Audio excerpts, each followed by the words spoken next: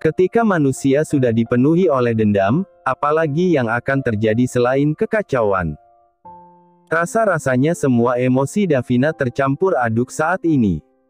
Saat semua kenyataan pahit dan rentetan peristiwa menyakitkan sudah menghantamnya berkali-kali. Dia sudah tidak takut mati lagi. Toh tidak ada gunanya berlama-lama hidup di sini. Neraka mungkin akan terasa lebih baik sebab ia akan bertemu dengan orang-orang sejenisnya. Para pendosa. Ia melajukan mobilnya dengan kecepatan tinggi. Syukur Kanaya melewati jalanan yang sempit dan cukup sepi. Sepertinya dia memilih jalan pintas ketimbang mesti berlama-lama terjebak macet. Entah akan kemana tujuannya. Davina tidak peduli, sebab dia juga terlalu sibuk dengan tujuannya sendiri. Sayup-sayup suara papa berdenging di telinganya. Merasuk hingga menyakiti batin. Dasar anak jalang. Nggak tahu diri. Seiringan dengan gilanya jiwanya, mobil Davina mulai menyalip mobil Kanaya. Ia menolehkan kepala hanya untuk melihat mantan kawannya itu tengah bersenandung kecil sambil mengendarai mobil. Sedang dirinya hampir kehilangan akal sehat. Begitu mobil Davina ada di depan, perempuan itu lantas mengubah kecepatannya menjadi pelan. Membuat Kanaya yang baru saja disalip merasa kesal. Apaan sih, ngeduluin kok malah jalannya jadi lebih pelan, keluh Kanaya. Apalagi cara menyetir Davina yang berbelok-belok. Membuat Kanaya mengklakson. Perempuan itu tidak familiar dengan mobil Davina, sebab itu mobil baru. Mobilnya yang dulu sudah dijual. Yang bener dong, kesalnya dengan nada lirih. Sampai akhirnya Davina kembali menekan lebih dalam gasnya hingga Kanaya ikut melaju lebih cepat sebab merasa kesal dengan tindakan pengendara di depannya barusan padahal ia ingin segera sampai di kediaman Nadine. Hingga tiba-tiba Davina mengerem mobilnya secara dadakan, benar-benar berhenti tepat di tengah jalan. Membuat Kanaya yang sudah terlanjur melaju dengan kecepatan tinggi pun kaget. Karena jaraknya yang sudah begitu dekat. Dia akhirnya banting setir dan naas mobilnya menabrak pohon besar hingga membuat tubuhnya terpentok ke depan dengan keras. Meskipun ia sudah mengenakan sabuk pengaman. Semuanya berubah hitam seiringan dengan rasa sakit yang Kanaya rasakan di perut dan denyut di kepalanya. Davina menolehkan kepala dan menyeringai. Ia lantas segera melajukan kembali mobilnya. Takut ada yang melihat. Samar-samar ia sempat melihat mata Kanaya yang menyorot ke arah mobilnya. Dan entah kenapa tangan Davina mendadak berkeringat. Badannya bergetar hebat. Bukan perasaan lega dan bahagia yang terasa justru ketakutan dan kepiluan. Rasanya sama seperti saat Jeffrey menawarinya untuk menyiksa Kanaya waktu itu. Enggak.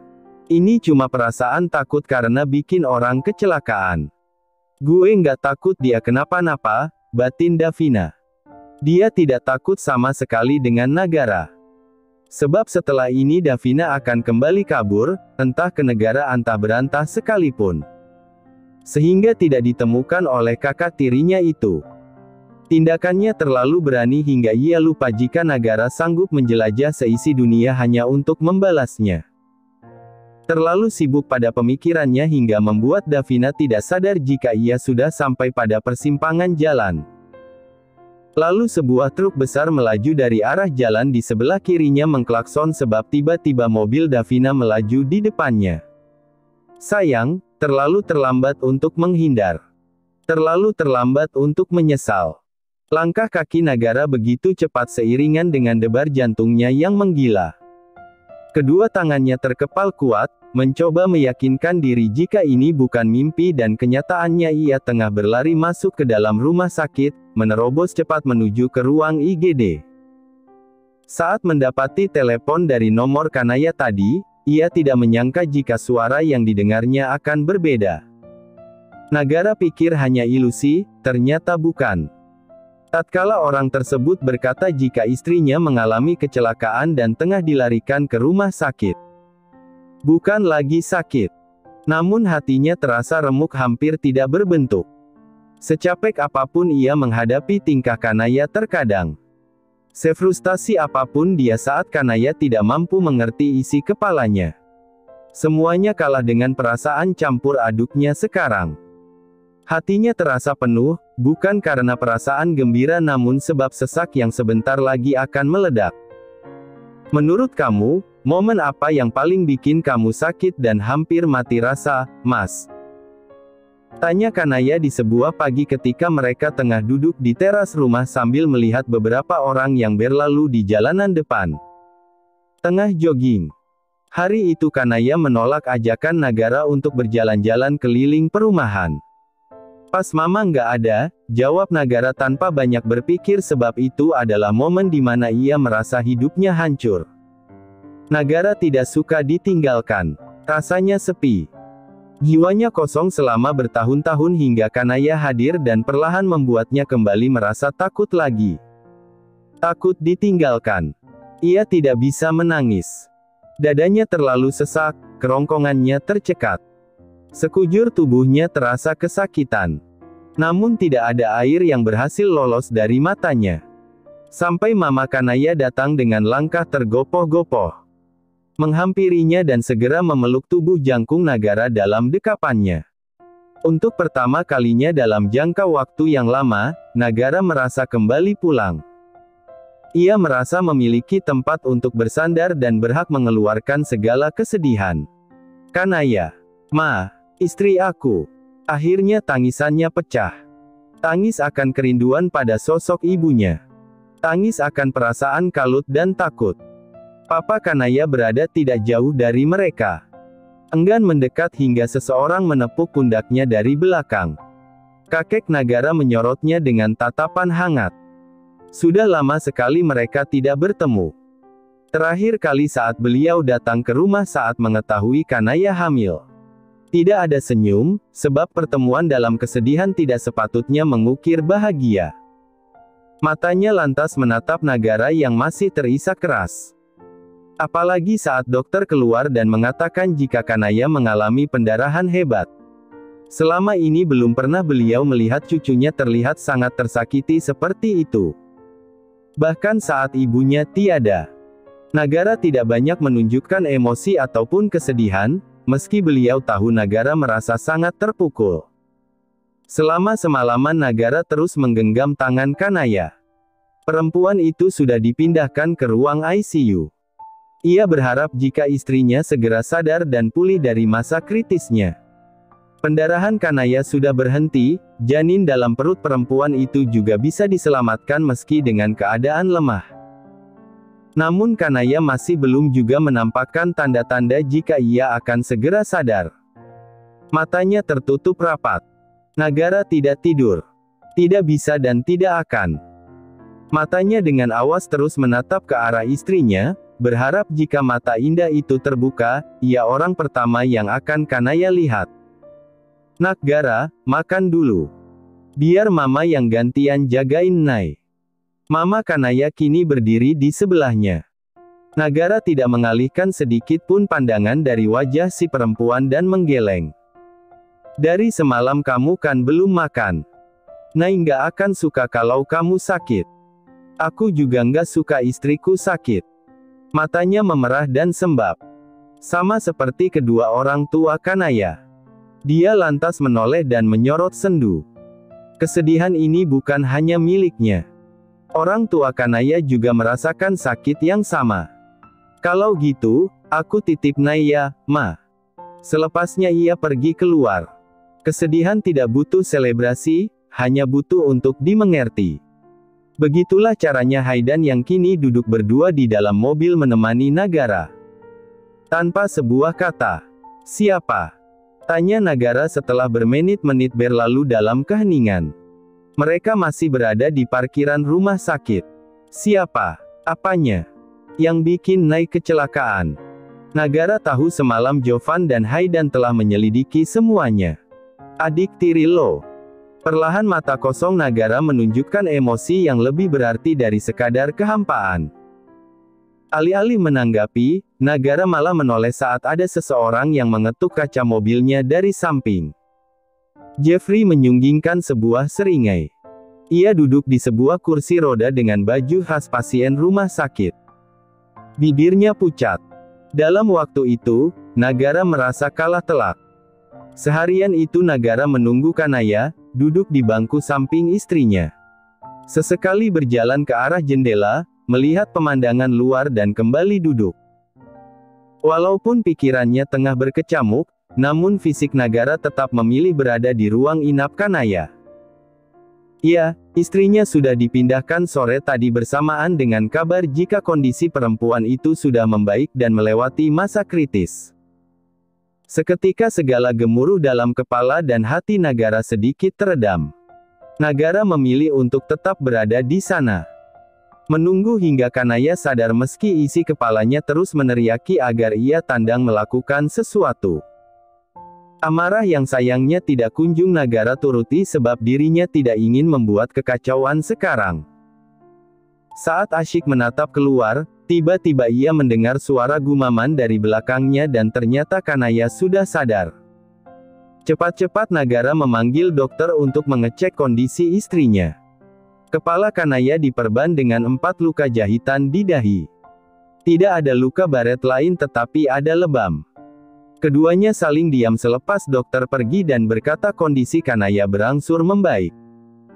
Perempuan tersebut menengok ke arah perutnya lagi untuk memastikan sesuatu. Hingga dapat Nagara dengar suara hembusan lega dari mulut istrinya. Kanaya menoleh tatkala ia mendapati wajah Nagara yang kini sudah berlinang air mata. "Kenapa?" tanyanya dengan nada pelan dan tangan kanan yang sudah melayang di udara bersiap mengusap pipi suaminya. Namun Nagara mencegat gerakannya. Dan menggenggam tangan Kanaya dengan kedua telapak tangannya. "Dia Elster Totime." Antas menggeleng pelan. "Kamu sakit lagi karena aku," ucap Nagara dengan suara yang lirih dan nada rendah seolah tengah berbisik. "Karena aku nggak becus jagain kamu." Sejenak perbincangannya tadi siang dengan sang kakek, Cokrotmojo, kembali terngiang. Saat kakeknya mengajak Nagara untuk berbicara secara dua mata, ia tahu akan ada hal serius yang akan orang tua itu sampaikan. "Kalau nggak sanggup jagain, kembalikan ke orang tuanya, nah," ucap kakeknya. Itu bukan kalimat gertakan semata. Bukan juga sesuatu yang dengan semena-mena kakeknya lontarkan. Kalimat itu keluar sebab sebuah rasa kecewa akan cucunya sendiri. Memang benar Nagara sangat mencintai Kanaya, namun cinta saja tidak cukup untuk mempertahankan sebuah hubungan. Kalau tidak bisa menjaga, lepaskan. "Ada yang lebih mampu jagain daripada kamu," lanjut kakeknya. "Bukannya kakek yang jodohin aku sama Kanaya. Kenapa sekarang malah nyuruh kita pisah?" Pak Cokrotmojo menoleh bersamaan dengan matanya menyorot penuh rasa bersalah. Itu janji kuno yang kakek dan Heru sepakati. Dan kakek tidak tahu jika dia seserius itu sampai menuliskannya ke dalam surat wasiat. Heru adalah kakek Kanaya. Apakah hidupnya seterkekang itu sampai akhirnya Nagara juga perlu menuruti ucapan kakeknya lagi? Saat kakek dan seluruh keluarga besar mamanya berkumpul untuk membahas mengenai perjodohannya, Nagara hanya bisa mengiyakan tanpa sekalipun membantah. Dan sekarang, beliau juga menyuruh dirinya untuk berpisah. "Hidup aku sebercanda itu ya?" tanya Nagara melirih di ujung kalimat. "Bisa nggak kamu berhenti untuk terus nyalahin diri kamu sendiri, Mas? Aku kecelakaan, ya mungkin emang udah takdir. Mungkin balasan karena perbuatan aku selama ini," kata Kanaya. "Kamu tahu, alasan kenapa aku nggak pernah mau ngungkit lagi soal Davina setelah dia nyakitin aku waktu itu?" Sesaat sebelum semuanya pudar, Kanaya sempat melihat wajah Davina di mobil kala itu. Sesuatu yang membuatnya justru tersenyum tipis. Sebab ia merasa pantas. "Bukan karena aku benci sama dia. Tapi karena aku pantas. Aku tahu semasa hidupnya dia nggak bahagia karena kehadiran aku. Aku yang pacaran sama Jeffrey dan bikin dia sakit hati. Dan itu terus merembet sampai saat ini. Di titik ini aku tahu Davina nggak pernah bisa bahagia sama sekali karena aku. Aku yang menumbuhkan dendam dalam dirinya sampai nggak ada hal lain yang bisa dia rasakan dalam hidup kecuali kebencian. Kalau dengan kaburnya dia keluar negeri menurut kamu itu buat dia bebas. Salah. Dia nggak pernah baik-baik aja. Selama jadi temannya aku nggak pernah sekalipun mengerti kalau dia nggak bahagia karena aku. Dan mungkin ini karma buat aku yang nggak pernah mampu paham dengan isi kepala dan hatinya sebagai seorang teman. Karena teman seharusnya saling memahami kan? Bukannya menyakiti. Aku yang nyakitin dia duluan karena pacaran sama Jeffrey. Nagara tahu sejak awal bersama Kanaya, perempuan itu selalu menyalahkan dirinya sendiri atas segala hal yang terjadi dalam hidupnya. Soal Jeffrey yang selingkuh dan kini tentang tindakan jahat Davina. Perempuan itu selalu membenarkan tindakan orang lain seakan itu tidak menyakitinya. Kalau dibilang naif, tidak juga. Kanaya hanya terlalu memikirkan orang sekitarnya dan menganggap semua orang di dunia ini baik dan jahatnya mereka karena ada rasa sakit di baliknya. Kamu tahu ini semua karena Davina? Tanya Nagara dengan suara yang lebih pelan dari sebelumnya. Kanaya mengangguk. Jadi jangan lakuin apapun yang mau kamu lakuin sekarang. Dia udah banyak menderita. Hari itu Nagara tidak lagi membalas apapun. Tidak menolak ataupun mengiyakan. Dia hanya ingin Kanaya kembali beristirahat. Kepalanya juga terlalu penuh akan kalimat sang kakek. Pada akhirnya mereka saling meredam emosi masing-masing. Keesokan harinya, Nagara baru saja pulang untuk berganti baju dan ketika sampai, Mama Kanaya sudah duduk di samping istrinya sambil mengupaskan buah apel. Waktu melihat Nagara datang, beliau yang sudah selesai dengan kegiatannya lantas bangkit dan pamit pergi keluar. Ingin mencari sarapan, katanya. Itu mah kayaknya mau biarin kita berduaan aja nggak sih? Nagara bertanya dengan nada santai dan kini duduk sambil menyuapi Kanaya. Bersikap biasa saja seakan semalam mereka tidak saling diam dan terhanyut dalam kepala masing-masing. GR. Katanya Mama malu kalau liatin kita. Soalnya dia juga jadi mupeng. Emang kita kenapa gitu? Tawa Nagara mengudara. Nggak tahu. Kata Mama gini, elah-elah meni romantis pisan.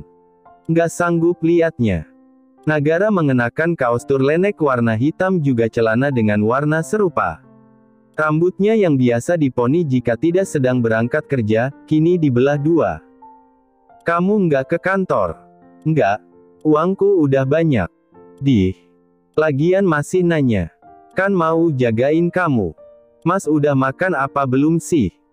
Tanya Kanaya kini mengelus pipi Nagara. Juga prihatin melihat kantung mata suaminya itu. Udah dong. Matanya jelek banget. Kayak lagi banyak beban pikiran. Emang banyak, batin Nagara. Alih-alih menjawab itu, dia malah nyengir. Dan memasukkan satu potong apel terakhir ke mulutnya sendiri sebab Kanaya sudah enggan memakannya. Kata Mama, Mas Nana nangis-nangis kemarin. Emang, sahut Nagara enteng. Membuat Kanaya mendorong pipinya ke samping karena bukannya malu sesuai yang ia harapkan, Nagara malah menggakui dengan santai. Udah pipis apa belum? Tanya Nagara tiba-tiba. Udahlah. Diantar siapa? Mama. Tadi. Kirain belum. Mau kuantar sebenarnya. Dan entah bagaimana kini Nagara sudah ikut naik ke atas berangkar. Duduk di belakang Kanaya dan menyenderkan kepala istrinya ke dadanya.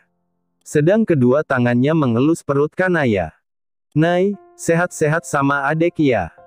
Kalau adek nakal bilang gini aja, heh kamu sebenarnya anak pungut loh. Mas Nana.